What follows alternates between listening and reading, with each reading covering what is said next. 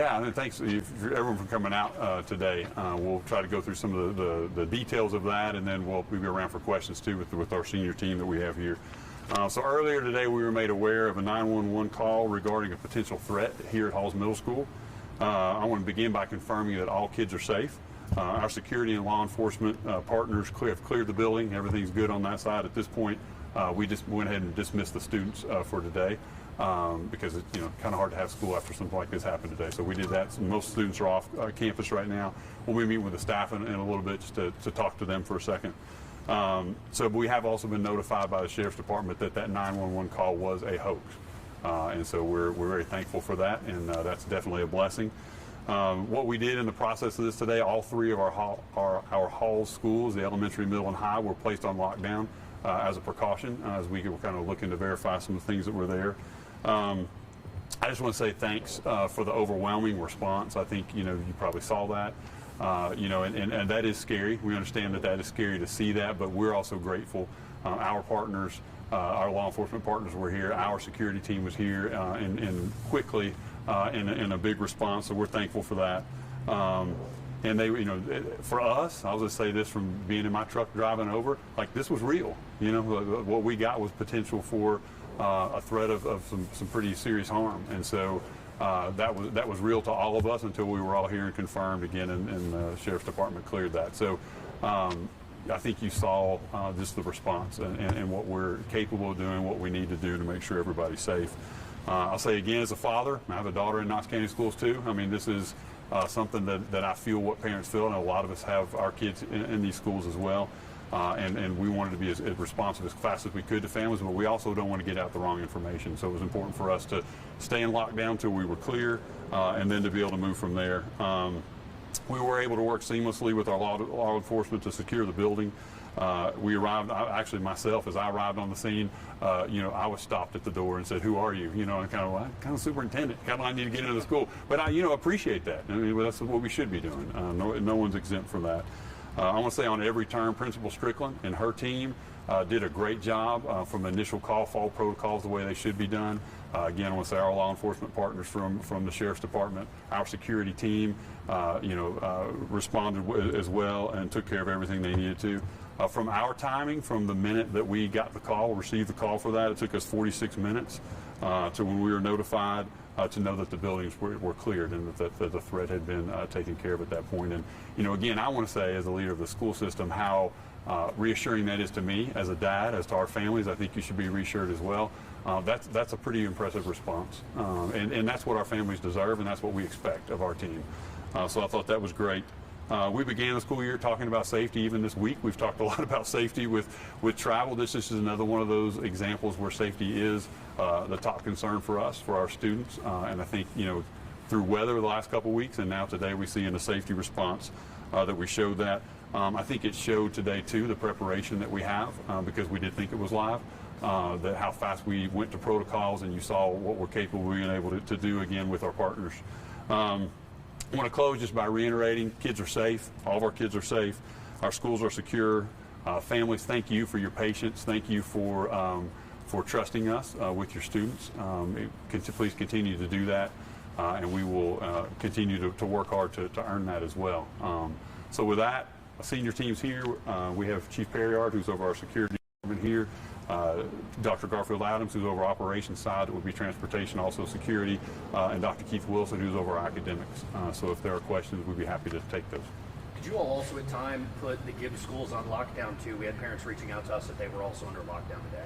Well, we did, and I'll say something. The Chief may want to follow up with that. But so it's not uncommon for us. Our protocols go pretty far. I think outside of just the Gibbs schools, there were other peripheral schools as well, besides just the two Hall schools that went into that. Those are some part of ours that get into details, our safety protocols.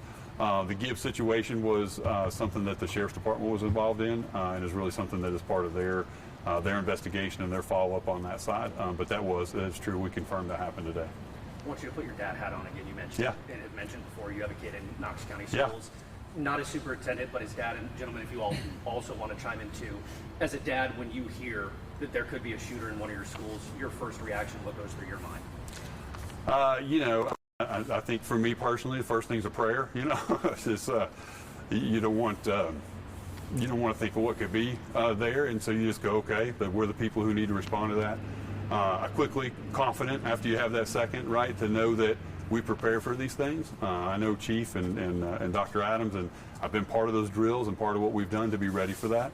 And so you have to fall back on that then and trust all of the hundreds of people who've been involved, and the agencies from the FBI to the Sheriff's Department to Knoxville Police Department when it's something in the city, and we go, okay, like, let's go. Like, we need to move forward and do this. And so I think on the drive over here it was that way. I mean, my senior team was with me in the car coming over as fast as we could, and that was our conversation, 5 phones going at one time, getting certain things. And there is those few minutes of just uncertainty that you don't know what's going on, and that's not a failure in protocol. That just is what it is.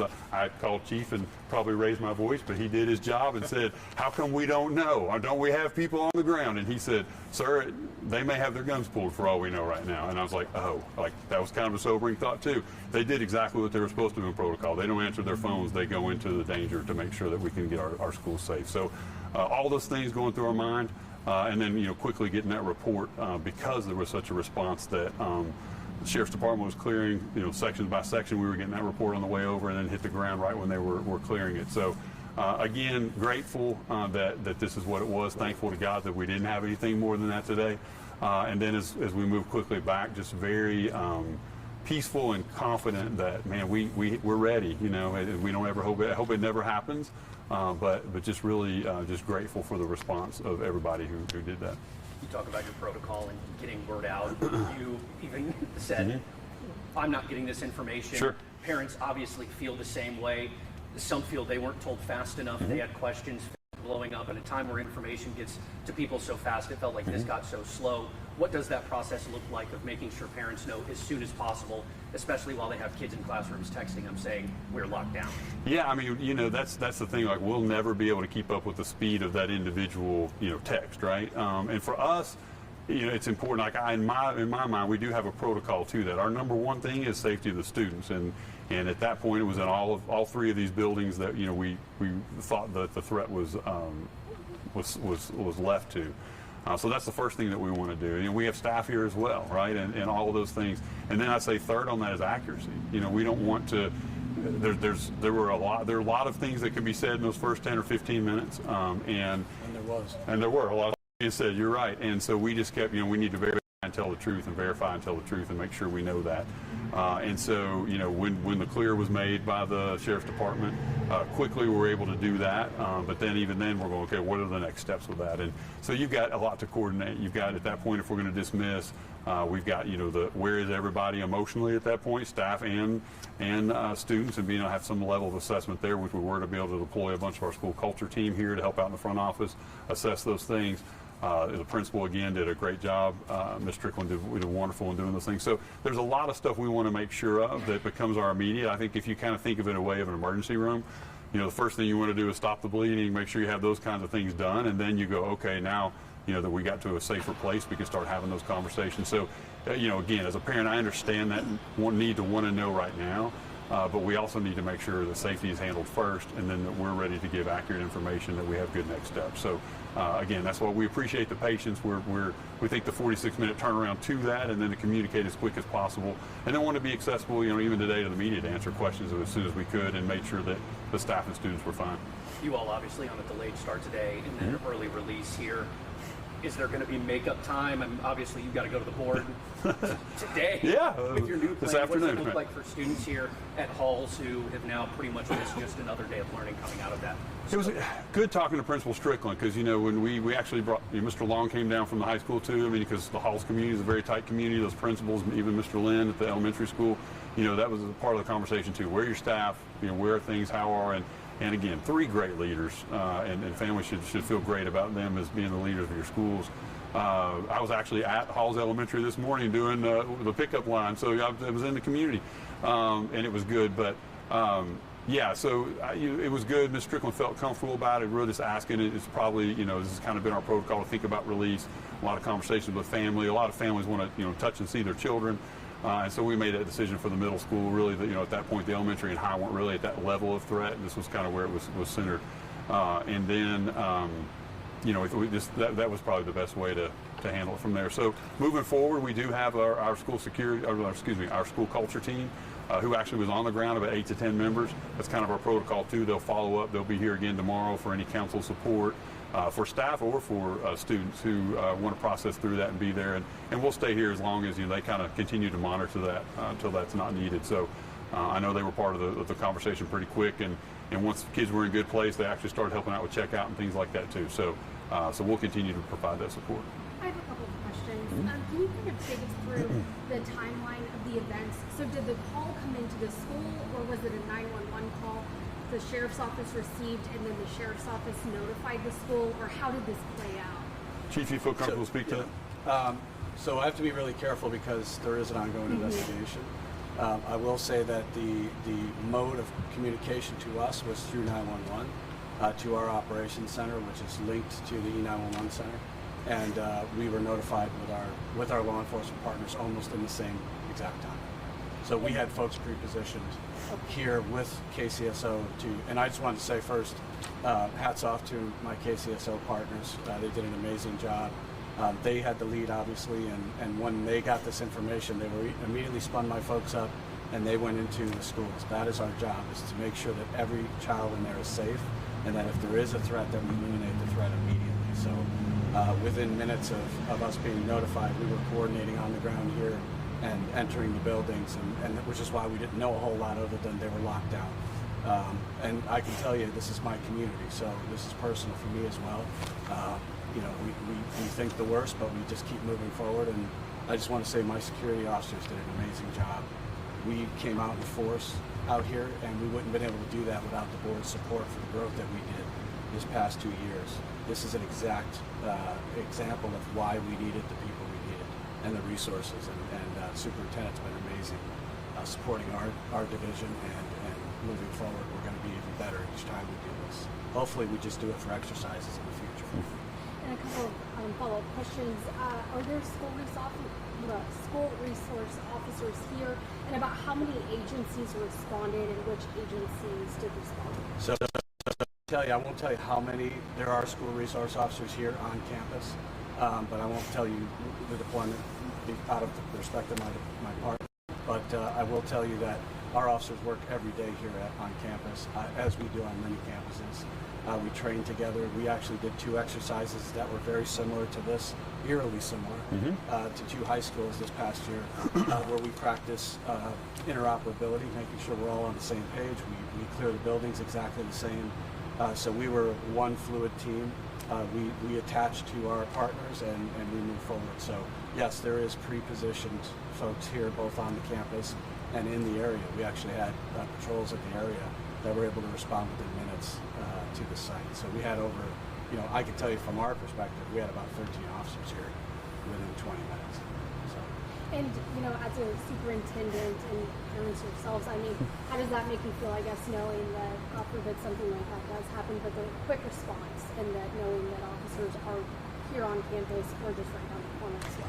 Yeah, I think the best thing we can do for safety, and time again, we've talked about snow, we talked about transportation, all these things are part of the safety plan that we talked about at the beginning of the year before. The best thing you can do is be prepared and practice, stay up on the latest research. Chief does a great job of that.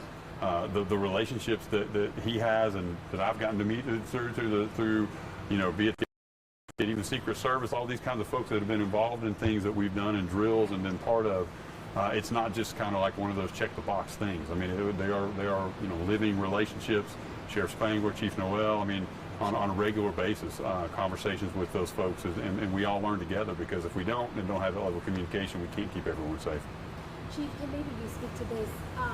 Something like this, a hoax call, especially one of this extent, it's not a prank. This is a crime. Yes. So just the seriousness of, you could get in a lot of trouble for this. Yes. This isn't just a little prank.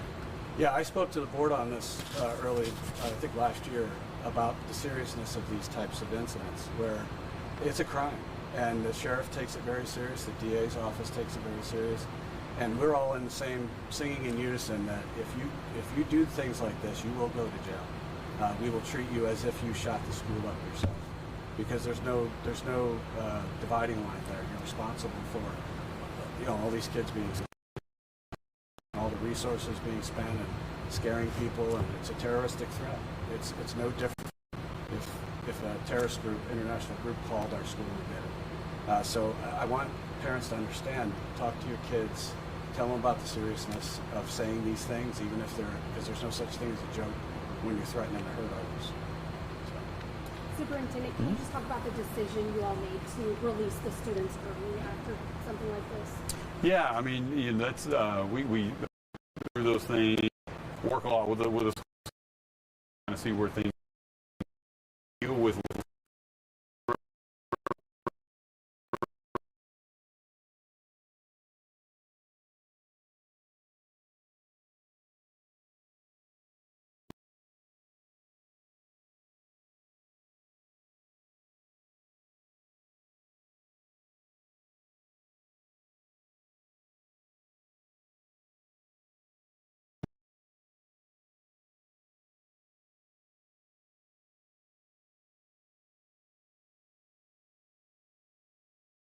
And also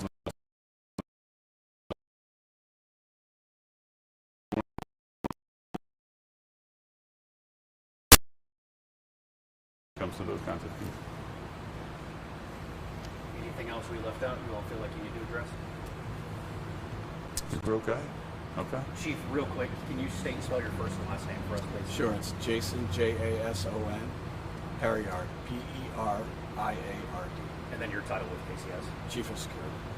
Sorry, I have another question. You're fine. Sorry. Yeah. Sometimes when there's a hoax call, another one happens and another one.